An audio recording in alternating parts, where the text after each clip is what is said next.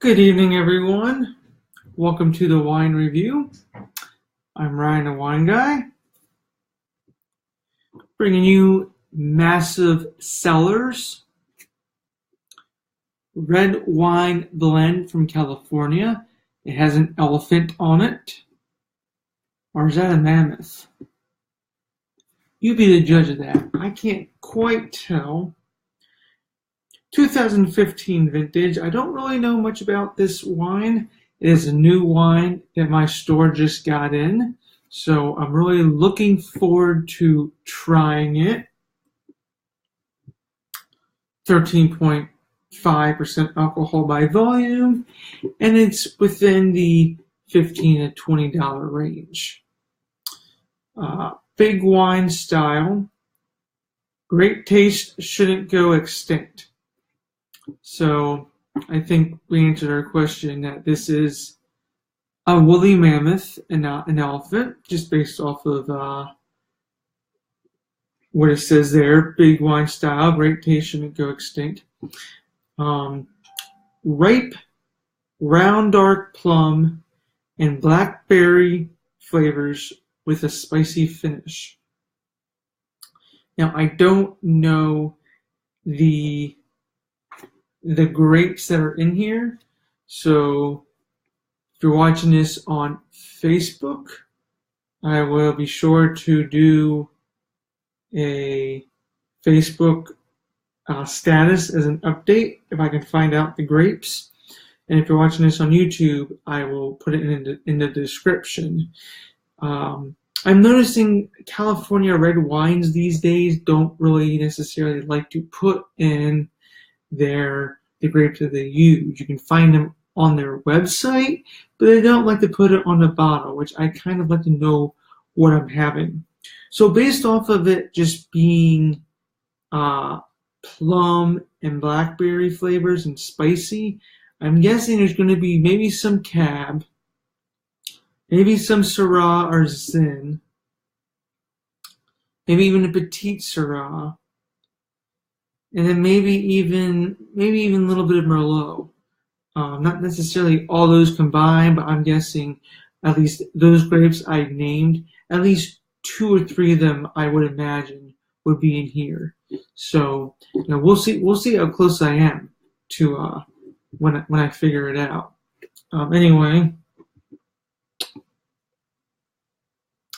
looking at a standpoint in the glass, you can see through it, just a little teeny tint you can see through, but it's not light by any means. It is still very, very ruby red on the edges, getting to like a deep, dark purple center core.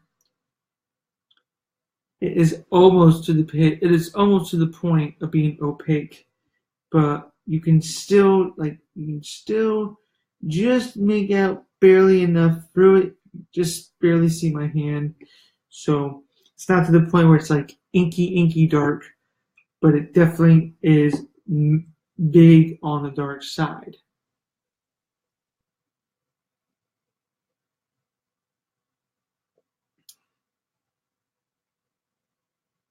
The nose has a nice characteristics. There's a little bit of vanilla in there. Maybe like a vanilla chocolate combination, so more like a mocha. Definitely plum, a little bit of cassis, a little bit of spices, blackberries coming through.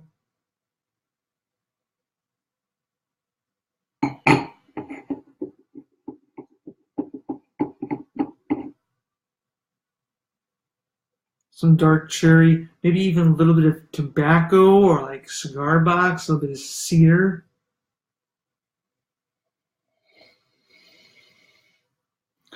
Yeah, definitely a little bit of wood on there. But there's really no heat. There's really no big heat smell from it, so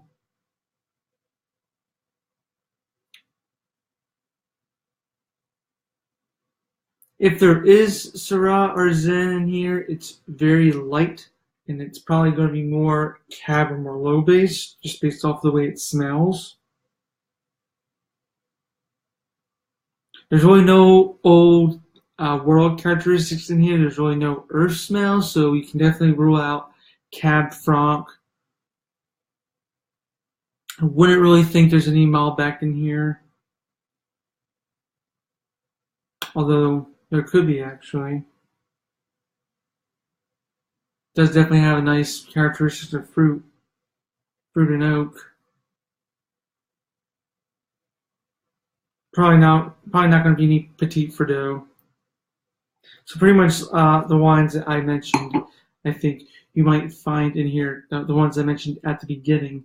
So once I find out what those are, I will update my status. I can't imagine there'll be more than a 5-style blend.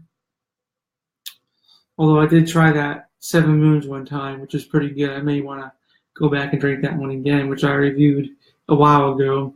But anyway, here it goes on the palate.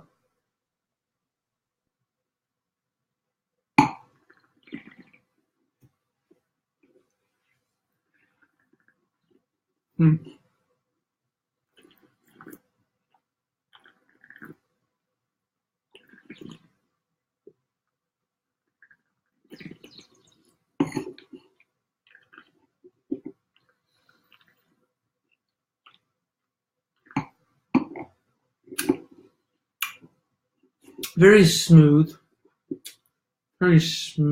and lush going down. Really just coat your tongue with this just layer of smoothness, just really silkiness kind of.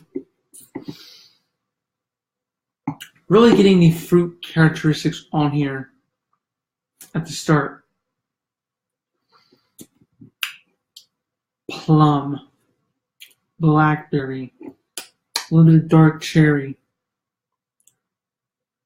Getting a little bit of that sort of chocolate taste in here, actually.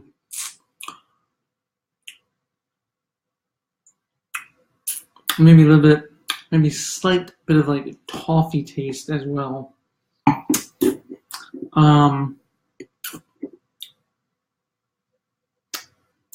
Little subtle spices are now finishing in the back of the tongue, sort of getting a slight little burn, but not a huge burn, but definitely enough where you can,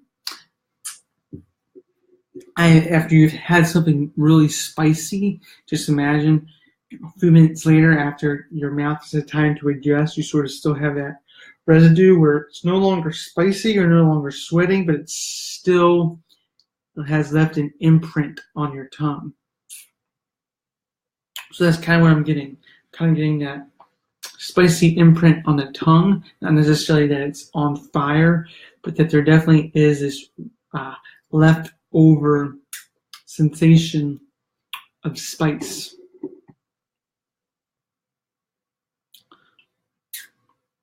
I'm getting maybe a little slight bit of woodsy oak on there, not a whole bunch. I'm going to do one more sip.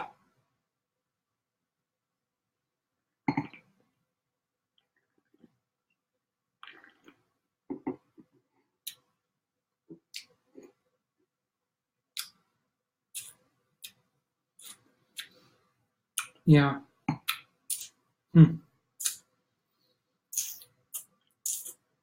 Very good. Very good wine. Smooth and all those components that I mentioned.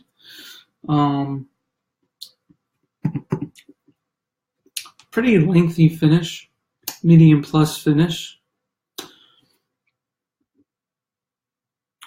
It's 2015, so it's 2 years old.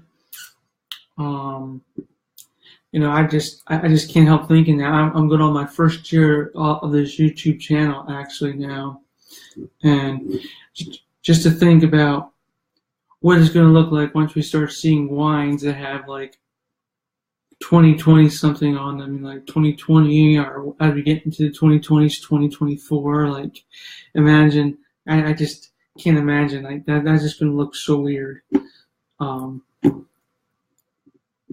it's just going to look weird because I mean I even tried wines that still had 2 zeros in them, like 2009, 2007. But so once we get to the 2020s,